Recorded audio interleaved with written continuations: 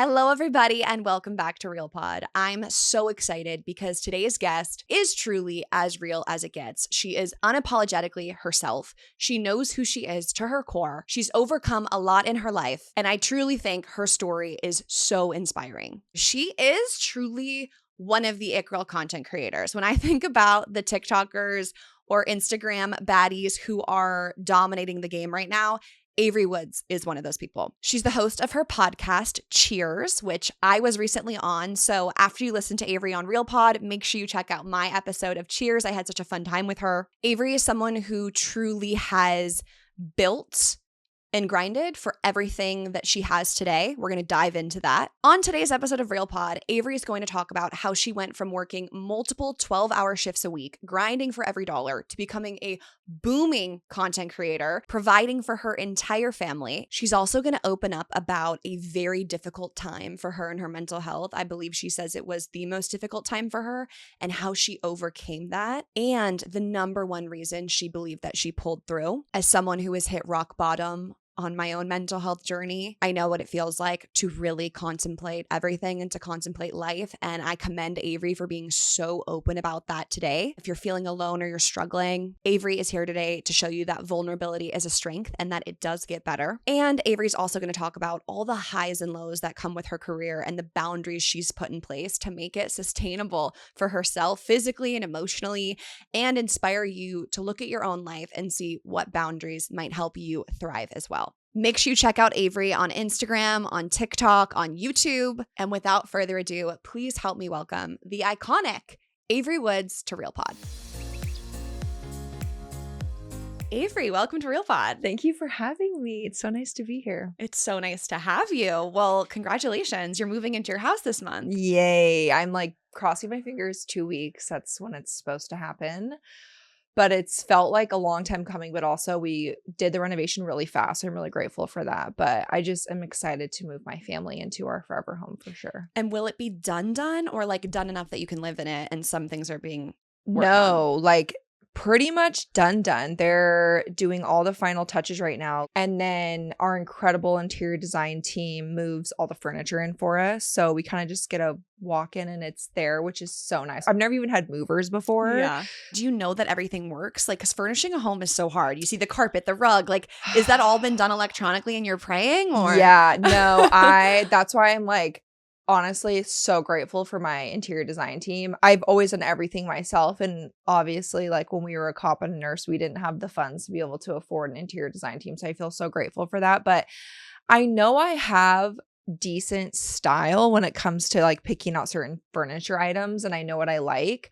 But it's like you said, it's the little details that you don't think about, like what trim on the curtain, what curtain rod ring goes with this. Like, I don't think about that stuff.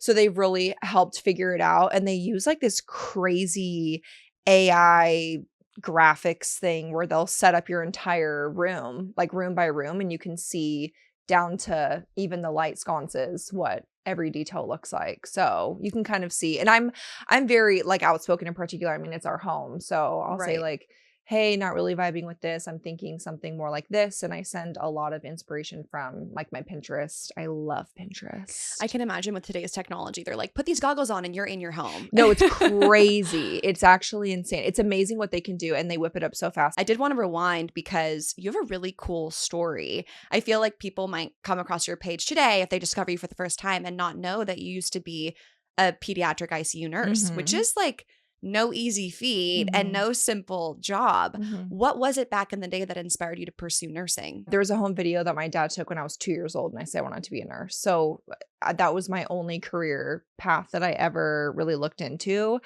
I loved watching medical shows. Like my dad would always have them on in the background. And I just remember being so interested in that. And I first wanted to pursue medicine. I wanted to be a doctor. So that was my first choice. And then I kind of did research as I was getting older. And when I say getting older, it was like young, like elementary school or probably junior high. I would talk to people about it. My parents had friends in the medical field. And I was always very nerdy. I loved school. I loved science. And I remember in high school taking AP anatomy. And that was when I was like, okay, this is what I want to do for sure. But I loved the intimate connection that nurses had with their patients compared to doctors. And don't get me wrong, there are incredible doctors out there, especially working in peds. There is much more of an intimate connection with physicians and patients compared to the adult world. But I just loved that nurses spend, 12 and a half hours a day with the same patients, and they really get so bonded with them. And I've always been like a very caring, nurturing person, but I've also loved kids my whole life. Like, even when I was super, super little, my mom, she would ask me, what do you want to be when you grow up? And if I didn't say nurse, I would say a mom. And I would have so many baby dolls and loved changing diapers. I was babysitting at like 10, 11 years old, all the neighbors' kids. And so it was like the perfect combination of nursing and also kids. So I originally wanted to be a NICU nurse. That was my plan. And then when I got into nursing school and we started doing clinicals, I requested to be in the NICU for multiple shifts. Nurses in the NICU are angels on this earth. Like, I think nurses in general are angels, and I think they're so underappreciated, underpaid, overworked. But NICU nurses have such a special place in so many parents' hearts. And I remember being in such awe, but I also was moved from the NICU to the PICU for one of my clinical shifts, and I had never heard of the PICU. I didn't know the difference, and a lot of people don't. So for those that don't, NICU is neonatal ICU. Those babies are considered sterile. So those babies were born at the hospital because they had never left. They were considered sterile, so they were in the NICU. If those babies had left the hospital, they're considered what we call, quote, dirty. It doesn't mean dirty, dirty. It just means they're no longer sterile because they've been outside of the hospital. So they're exposed to other germs and things. So when they're admitted, they'll go to the PICU. So I took care of kids from newborn to age 17. And when I shadowed nurses in the PICU, I just immediately was in love. I knew it was exactly what I wanted to do. You get your baby cuddles, you get to interact with toddlers, you have elementary school kids, you have teenagers that are close to graduating high school. So you have that great connection where you can, cuddle a baby, but also talk with kids about what they're going through and why they're there. And so it really felt like the best of both worlds. And I also loved the high acuity aspect. I loved being in the ICU. It's such a fast-paced environment. I always say you're using your adult brain, because at home with my kids, I feel like I'm not using my adult brain. So I loved it because I really felt like I was using my education. And working a level in trauma, you have a lot of really, really sick kids. But I loved it because we had the opportunity to see them when they were admitted and so sick that sometimes you feel like they wouldn't make it. And then you're able to watch them walk out with their parents, which is really, really special. So wow, that's incredible. And even today you speak about it with so much passion, right? But your path took you a different route, and you started posting TikToks and videos about your life as a nurse. You also were a nurse during COVID and talked about being burnt out. Yep. So how do you kind of process and cope with the fact that you had this love for something, but it was, I don't know, more depleting or demanding than you ever really thought? And then you had this attractive pivot into content creation, which you have an incredible talent at. So yeah, how do you kind of look back on everything and to where you are now? It's interesting. I almost feel like I'm more nursing because I never ever expected to leave it. And I'll have a lot of like my OG followers say, remember when you said you would never leave nursing? And I did. That was something I was very adamant about. People watched my social media grow, and in my Q&As, they would say, would you ever leave nursing? And I always said no. But you don't really predict in social media your life to change the way it has. Like, I never predicted my following to grow as much as it did and to have these opportunities that I've been able to take for my career and my family, which I'm immensely grateful for every single day. But you get to a point where the lines begin to blur a little bit, where your patients or your patient's parents know who you are, or people will find your place of work and show up to work. And you feel like you have this intimate connection with your followers, but at the end of the day, you don't know who they are. They're strangers. So when people are calling and asking what shifts I'm working, or standing outside of the secure unit trying to get in, that did this happen? Yeah. So that becomes a problem. And then I did aesthetic nursing as well. And I was having, people call and try to make appointments to get Botox, filler, that kind of thing. And I had a really scary experience where I was booked for an online consult for a man, which is very common that men will get Botox, but he was out of state and he said he wanted to come travel from, I think it was Colorado to Arizona to get Botox because the prices were cheaper, which was kind of interesting. So I'm like, well, then you're paying for traveling, but whatever. So he ended up not showing up to the online consult on Zoom. And so we ended up calling his phone number. And I can immediately tell on the phone that something was weird. And so I got the owner, who is still a great friend of mine, and she's amazing. She owned the med spa that I worked for. And I put it on speaker because I was like, I just want to witness for whatever this is. Long story short, someone had used my photos for like a catfish situation where she was requesting money from people. And he sent a bunch of money to this person thinking it was me. And then he reverse Google image searched, found my profile, and booked a consult for Botox, or what we thought was Botox, in order to speak to me because he wanted to get the FBI involved to get his money back. And some of the first questions he was asking me, he's like, so you're married? And I said, yes. Like, what does this have to do with me giving you Botox?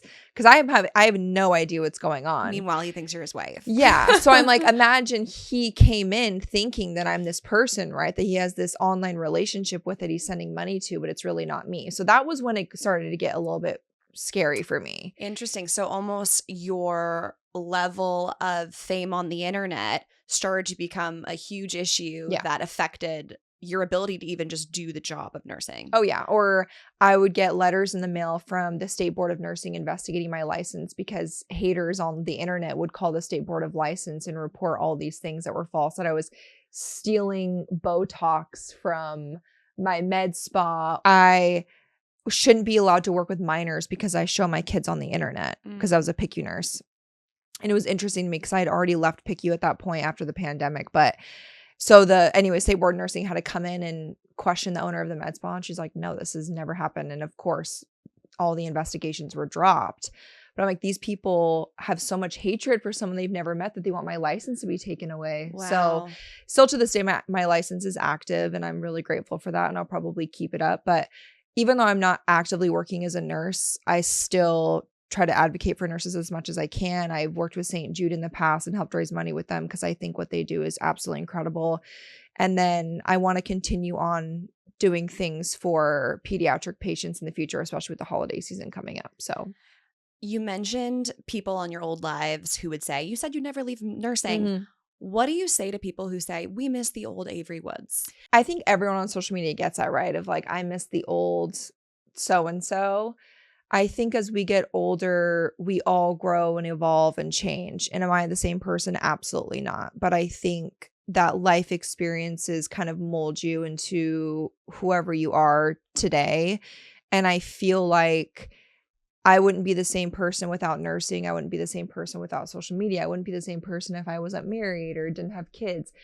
I was a different person before kids, before nursing school, before I got married. Like, everyone changes.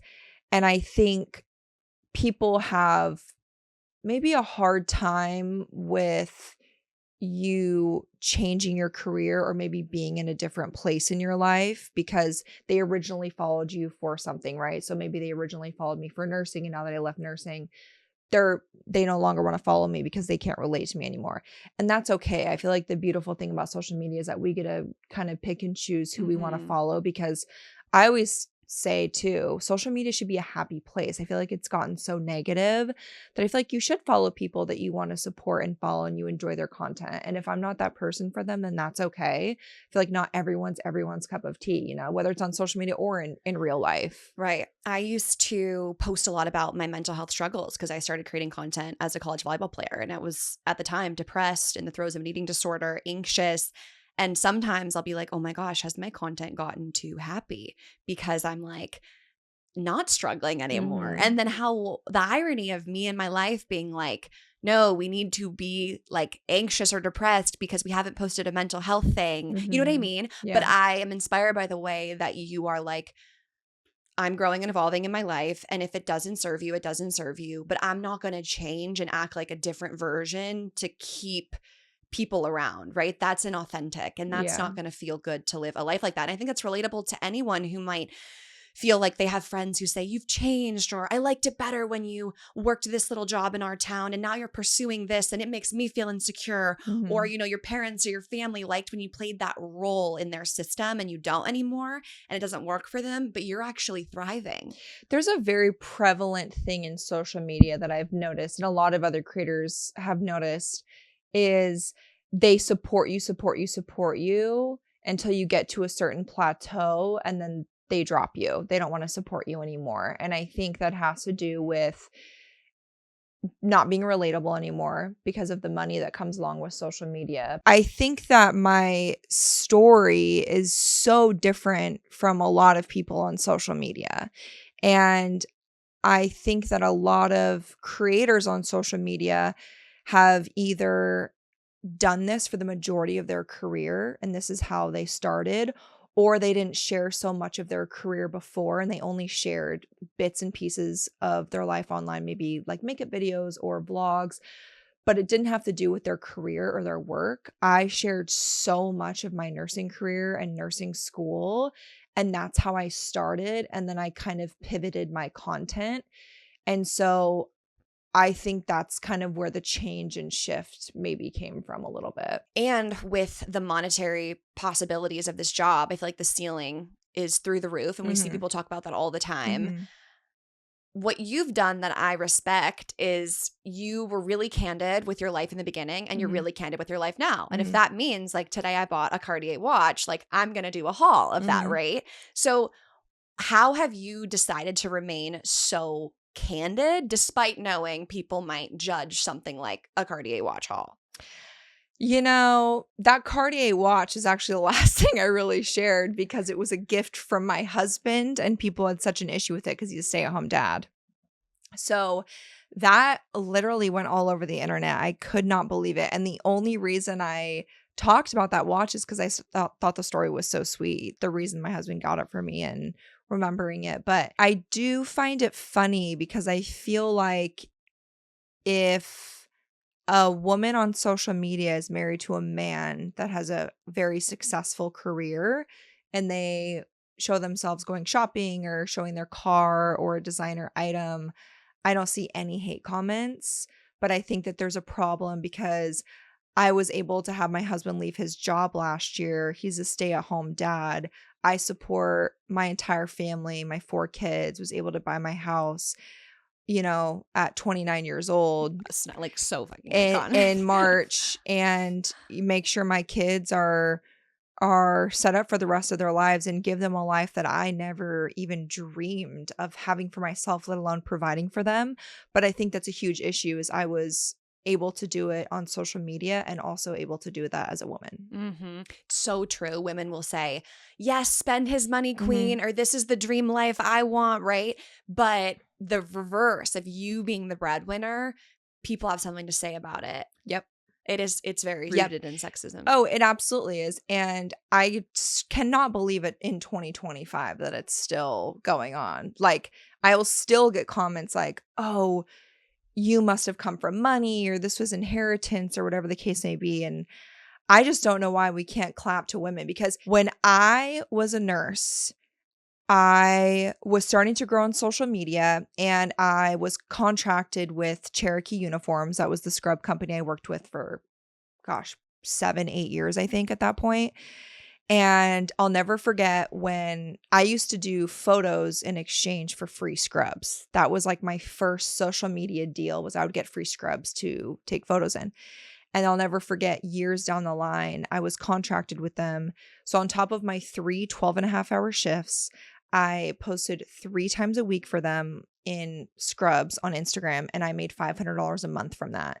That was life-changing money for us, $500 a month. That covered our groceries.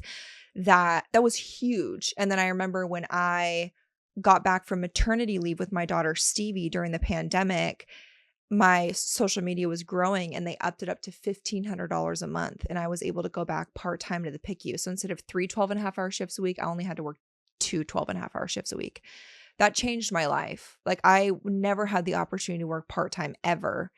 And $1,500 a month when you're working as an ICU nurse is a lot of money. Like, that was almost a full paycheck for me. So that was so huge for me. And I remember, as a consumer of social media, I would watch people in my position. And that was what motivated me. I was also so naive. Like, until that money was offered to me from Cherokee, the first $500 a month, I didn't know you could make money on social media. I remember being like, wow, so they can post photos and videos and make so much more money than I'm making as a nurse. And I remember watching like hauls, one of my favorite things to watch, which is why I would share things like a purse I bought or a Cartier watch, because I love, as a consumer, then when I was broke as fuck, and now I love watching that stuff because I'm like, period, like, get it, go shopping, get your bag, girl.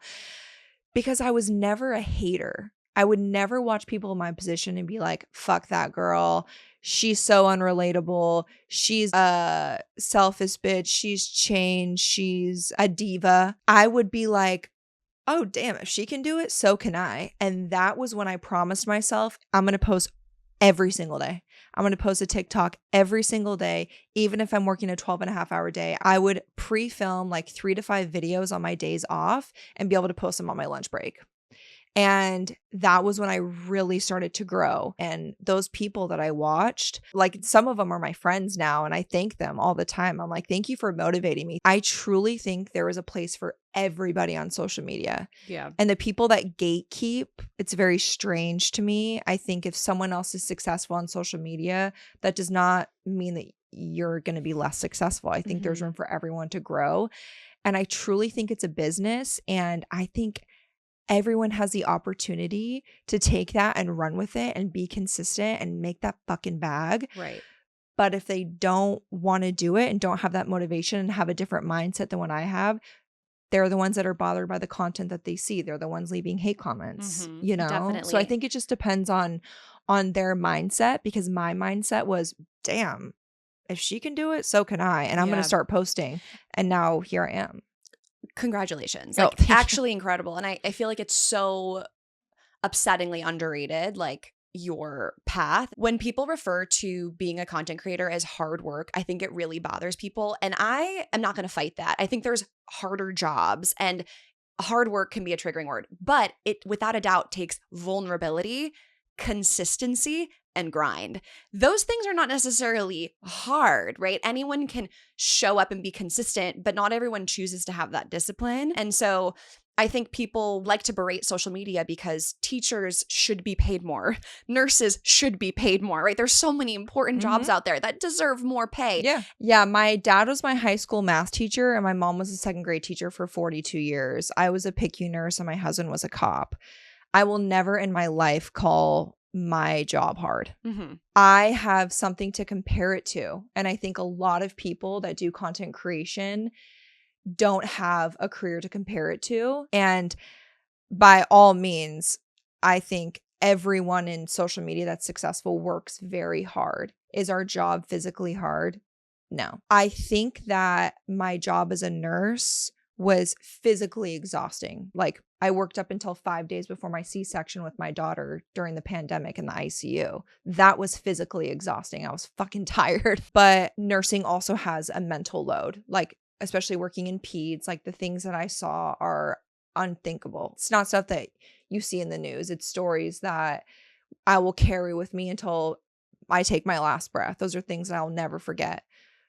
But I think social media is what really triggered a hard time with my mental health, because when you read so many horrible things about yourself, or you're told every day to kill yourself, or that people want to murder your kids, or, you know, leak what rooms your kids sleep in your house because they want to harm them, that's when it like really started to affect me. And I was able to get in therapy and get on medication for anxiety. But I will never say that my job is physically hard. I was able to create a boundary for myself by not reading comments, not scrolling on my For You page, and not reading my DMs. That is what I started earlier this year, and that really changed my life mentally, because I also started to realize social media is one of those things where you're damned if you do, damned if you don't. I almost started to read hate comments like constructive criticism and change what I was doing. And then I realized, oh, they're still going to be mad. So that's kind of the boundary that I had to set for myself, because I mentally did not feel okay. And it was getting to a scary place. When you see like rumors spread about you, your family, your friends that are just so not true, but they're going so viral. Yeah. I mean, have you just gotten to a place where you just like kind of dissociate and look the other way? Yeah, because I was just talking about this with my husband, because people were so shocked that I was able to get my husband to be a stay-at-home dad, that he had to have been fired. I'm like, would I have thrown him a surprise party when he had his last day of work that I worked on for like, it's just, again, I just got to a point where I'm like, why am I wasting my breath when I know the truth? You know, you get to a point where you're like, I know what is in my real life. I know what occurs in my relationships. I know what I was doing during X, Y, and Z. Why am I going to waste my breath defending whatever scenario they have in their head to a person that I don't even know and that already has their mind made up? That's the other thing too. When people have such a strong opinion about you, there's no convincing them otherwise. Like, why am I going to try to convince someone that already has their mind made up? It's just a waste of my breath and my time. I always jokingly tell my husband, I'm like, the day that something goes wrong or I say something wrong, like, and it happens, just grab me by the shoulders and be like, this too shall pass, right? Because you see it with people all the time. A family member got me a bracelet that literally says this too shall pass. I love that. It's so true. Yep. But it's really inspiring to see you be like so strong-willed and so sure of yourself. And I know that that's probably taken a lot of therapy, a lot of tears, a lot of breakdowns. Yeah. But I admire the hell out of you for that, because the people dishing out all this online hate, like if it literally was simulated at them for one day, I just think it would change so many people's opinion on not leaving a negative comment and all of that stuff. So I just want to give you your flowers there, because you are continuing to succeed, continuing to grow, continuing to flourish despite it. So it's pretty badass. As I've grown and matured and, you know, gotten stronger, you just realize, like, look up from your phone. Like, look at what's in front of you. Like, you have an incredible marriage. You have such an amazing support system. Like, how could I care what a stranger has to think about me when I have my babies every day look at me and tell me how much they love me? You know, like that is everything to me. And it really puts things into perspective, because in the beginning it consumed me. Like, I would be up all, like, when my husband thinks that he's going to have to call someone and, you know, maybe put me somewhere where I'm not going to harm myself, that's an issue. And Did you get to that place? Yeah, I got to that place earlier this year. And that was when we had to make a lot of boundaries of no more looking at comments. Like, I won't even scroll my For You page. I'll scroll my following page on TikTok. But I just had to separate myself. And I just got to a point where I was like, look at this life. Like, you're being sucked in to so much hate and negativity and lies from people that have never even had an interaction with you. And also take a step back from how much I was posting. I think it became quite obsessive, but also obsessive out of maybe fear for not being able to support my family. You know, I think a lot of people have issues when you're a woman that supports your family, but also it's a lot of pressure to be the only income to make sure that your family and your kids are taken care of. I would get so much anxiety if I wasn't posting my 3 TikToks a day, because I was like, I'm going to be irrelevant. My engagement's going to go down. Brands are going to work with me. I'm not going to make money. And I always thought, okay, well, I can go back to nursing, worst case scenario. But I had to realize you can't work this much. So I've also been able to find a much better work-life balance for myself, which has also helped my mental health a lot. And I just feel like I'm in such a happy place to be able to be so much more present with my kids. So And I can tell that this is like emotional for you. Is it the pride you feel about yourself and what you've been through? Is it your family's support that they've shown you? no, I think it makes me sad. Sorry. It makes me sad to think about the place I was in mentally, because that affects how you are as a mom. And all I want is for my kids to have a happy mom. And I wasn't a happy mom, for those months that I was struggling. And that makes me sad for them.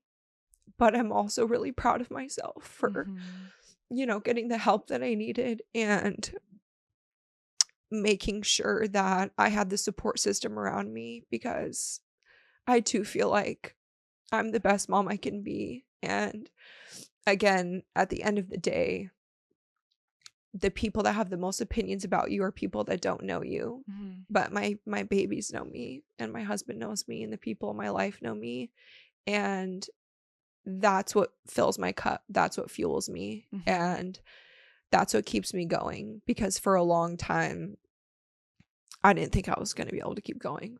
Not just on social media, but in life, And I think it makes me really sad to think about the place I was in mentally, that it made me contemplate leaving my kids without a mom, And that makes me really sad that I was in that place, because they don't deserve that. From what I can see, you're the most incredible mother, and your kids love you so much.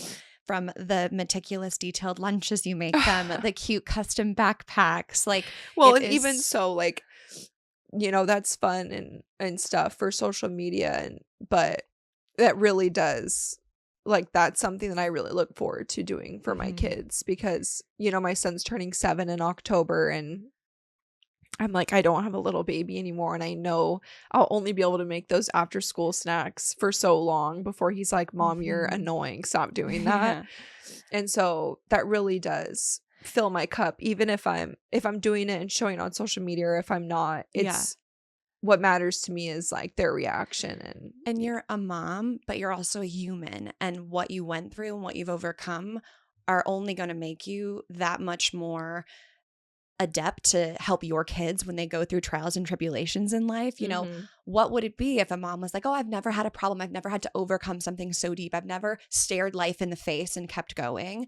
And I feel like that's going to be so inspiring for your kids, and it's only going to make you a better mom. My mom says we're just people trying to raise little people. Yeah, we're all living this life for the first time. And it's so true, as mothers, we're going through every day, putting one foot in front of the other, learning something new every day, while also trying to raise humans. And that's very challenging. It's very challenging to do, because I'm also still learning, but I'll make so many mistakes and have made so many mistakes, but not a lot of people make mistakes so public. Yeah. And I think that those are very hard lessons to learn. And I think, a lot of people make mistakes in life, but they don't have tens of millions of people, telling you to take your own life, or that, your kids should be taken away from you and things like that, which is why, I've gone the route of not showing my life as much online and taking my kids offline, which is another thing that I found to my statement, you're damned if you do, damned if you don't. I would get a lot of hate about showing my kids online. And then as soon as I stopped showing them for my own personal reasons, the hate that I have received for no longer showing my kids' faces is absolutely insane. Because they want to see your kids, or because they think you're not allowed to change your mind? The first comment that really made me laugh is that because we moved to California, I don't want to pay my kids. But you strike me as the mom that has investment accounts for all your kids. My kids are richer than the majority of those people making the comments, let me tell you. No, I'm like, you strike me as someone who's like, my kids are going to be set up. Don't you worry. No, I am very thankful for my finance team that has helped make sure my kids will be set up for life, but also work very hard and make sure that, their college is paid for, and that they're not going to have access to that money unless it's monitored. That was the first comment you saw. That Yeah, why show them at all if you're going to cover their faces? But to that, I say, I don't even have a date night babysitter. I don't have a nanny. I don't have a babysitter. Like, if David and I are going on a date, which is, to be honest with you, probably twice a month, like, I'm calling my dad. That's who's coming to watch my kids. And to be totally honest with you, we're probably not even going on a date until after we do our full bedtime routine and they're asleep. And then my dad will come over and watch a movie while they're asleep upstairs. But they don't see that. They think I have like this full-time nanny raising my kids, and that I don't want to show them because of money reasons, which is actually insane to me. But they're in my content still because that's what I'm doing all day. They are the center of my life and my world, because again, we don't have help with the kids. Like, it's just David and I feel so lucky that I have a job that I can work from home, that's remote. And I call my husband my business manager. He does all of our investment accounts. We've been starting a business for 2 years that hasn't been launched yet. Like, he does all the behind the scenes of that and helps me immensely. I could never do it without him. I don't have an assistant. I don't have an editor. My only employee is Scotty, and that's solely for the podcast to help me with editing and filming the podcast. But it's just me and my husband for not only my entire business, but also our all 4 children. So my kids are still in my content because I try to film in real time in real life and be honest with that of what I'm doing. But I also think that there's a way to make sure my kids are safe. Yeah. And that was my top priority. Speaking of your husband, yes, he's in your content, but he's also not like fully, totally in it, talking and doing all that. Was that a conscious choice by you guys? Did he just not like it as much? He's very shy. Okay. Yeah, he's a very shy person. And it's actually so funny. I love telling this story because in the beginning of me trying to grow on social media, like, I remember getting approved for Like to Know It, but I was like, you have to start taking my pictures so I can like link my stuff. Oh, he was so embarrassed. Like, if we'd be out in public, he'd be like, you're going to make me take your picture right here? Like, everyone's looking. He's very shy. But now he's the person that's like, come here, babe, come pose. And I'm like, no, I don't want to take a picture right now. Like, he's the one that, you know, has really evolved. I met him when I was 18 years old. I'm 30 now. So I feel so lucky that we've really grown together and also grown my business together. And I definitely would not be where I'm at if he wasn't there to support me.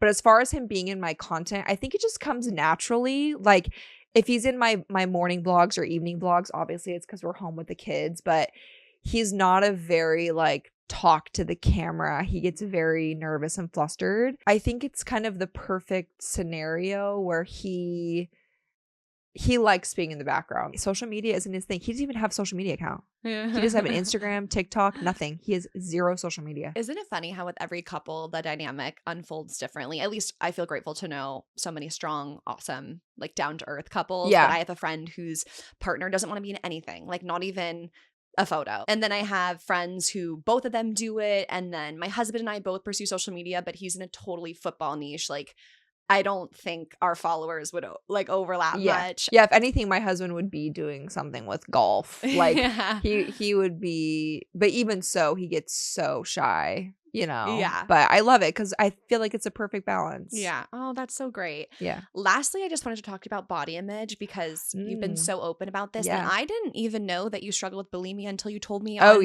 your podcast. Yeah, in high school. So that was high school. Yeah, I would throw up in the shower because the water sound was so loud that my parents couldn't hear me. And how long did that go on? I would say like pretty much all of junior year, maybe a little bit into senior year. But yeah, I played volleyball. I mean, you know that because you played volleyball. And I was never like a naturally skinny girl. I never was. And now like I love and appreciate my body so much. And I've really grown to appreciate it, especially after giving birth and having kids and like watching my body change. And that took a lot of years. It wasn't all of a sudden I'm like, I love my body. And don't get me wrong, I wake up on days sometimes and I'm like, I feel fucking disgusting. I would change Mhm. X, Y, and Z about myself, but that's what being a woman is. Mhm. But I remember Sadly, specifically, right? yeah, unfortunately.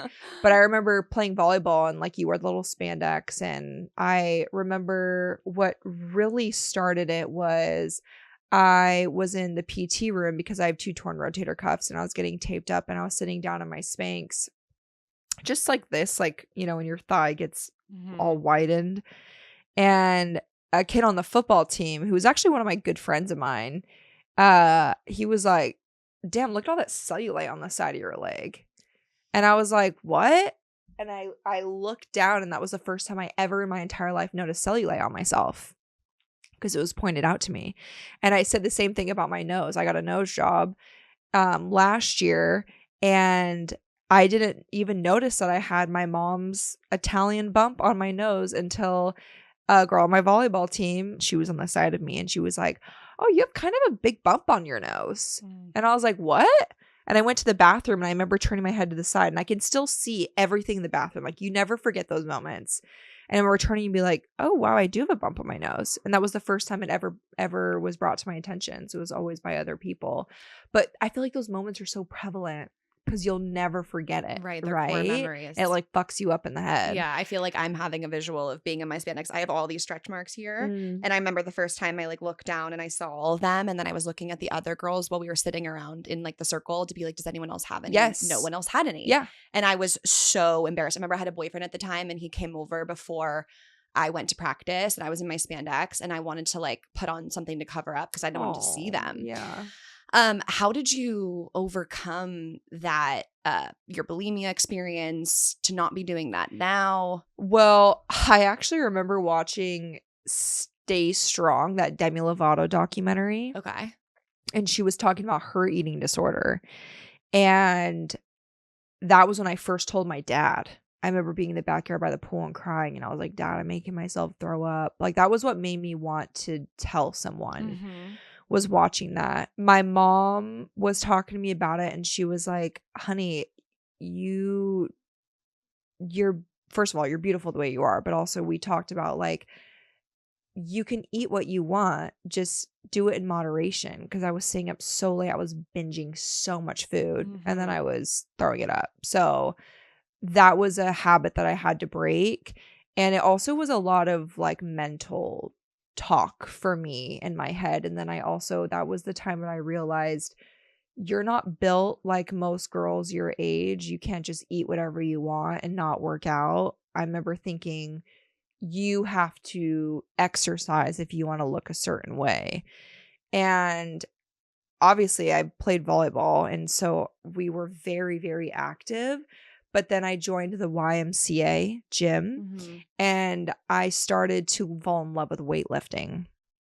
And I feel like when you start to become active and really loving it and also watching your body grow muscle and like be toned, that was really motivating for me. And so I stopped binging and purging.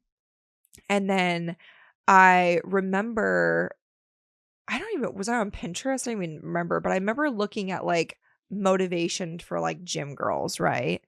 And being like, you know what? I want to be strong. I don't want to be Mhm. skinny. I want to be strong.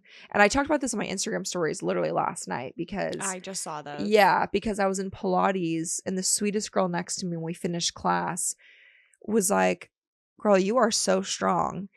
And it was so refreshing to get a compliment like that because I feel like as women, we're always talking about how we physically look, which is so nice. Like I always try to compliment people, right? But it's always about the way you look physically. And I just loved that she mentioned that because I always say I don't work out to look a certain way. I work out for my mental health. Like that Mhm. has helped me immensely with my mental health.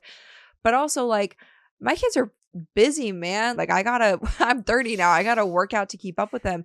And I also just want to live as long as I can to be with them. Right. So that's why I work out. But it was a journey. I mean, Yeah. we relate a lot in that way. Yeah. It's a journey. And I totally agree with you. Like when I went to my new gym where I'm working with a personal trainer, I'm so Mhm. excited. It's like changed everything I about my love life in that. the best way.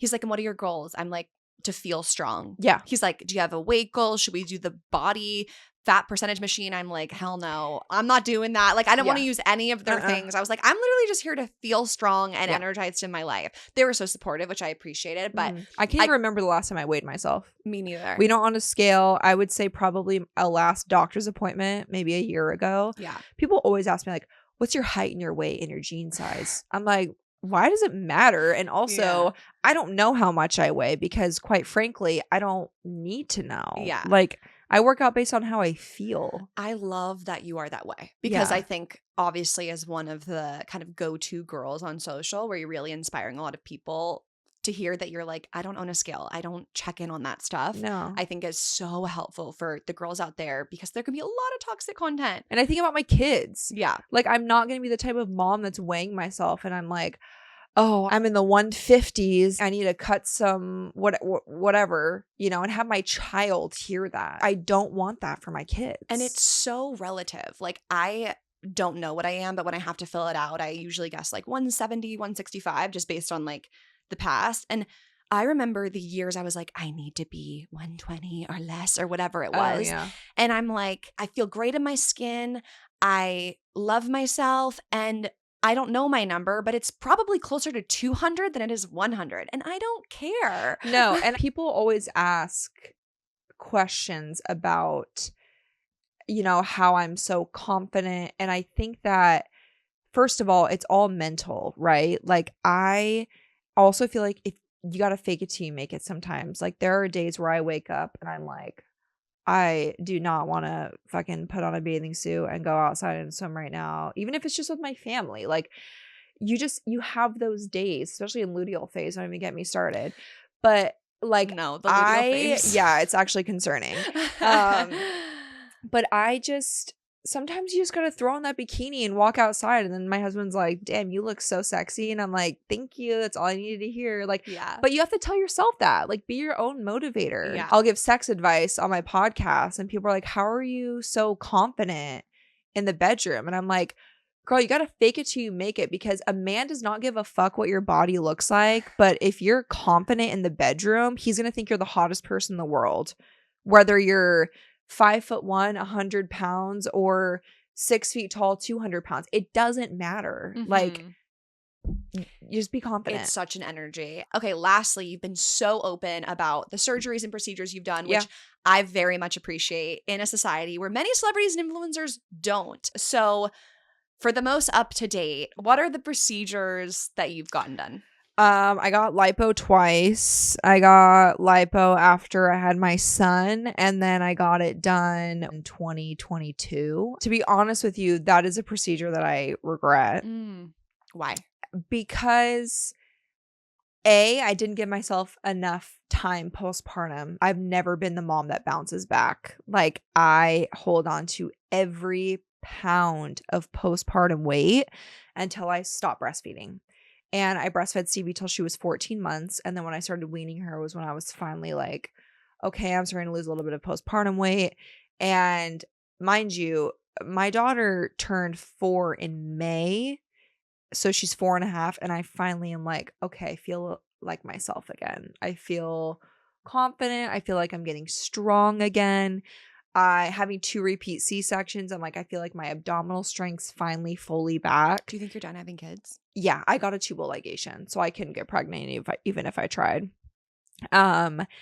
But that, I feel like, didn't really do much, because it wasn't until the last like 1 to 2 years that I really made a lifestyle change that I started to see a difference in my body.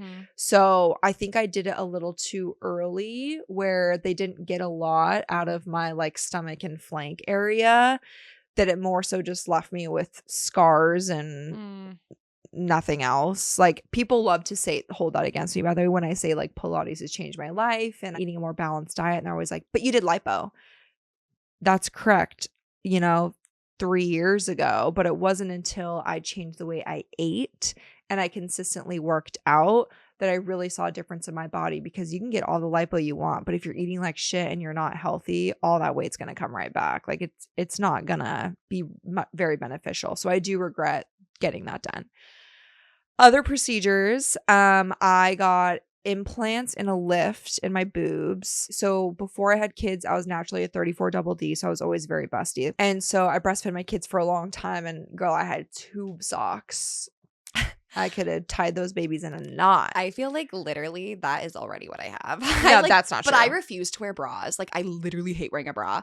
And so I have all these stretch marks on my boobs. I think when I'm done having kids too, I might want to get a little boob something. You hear about the changes in your boobs, but then like when you see the vast difference, I did not want to lift, by the way, because I was so scared of the scar. And so I did my consult and I thought I was just going to get an implant. And I actually technically have smaller boobs now than I did pre-baby.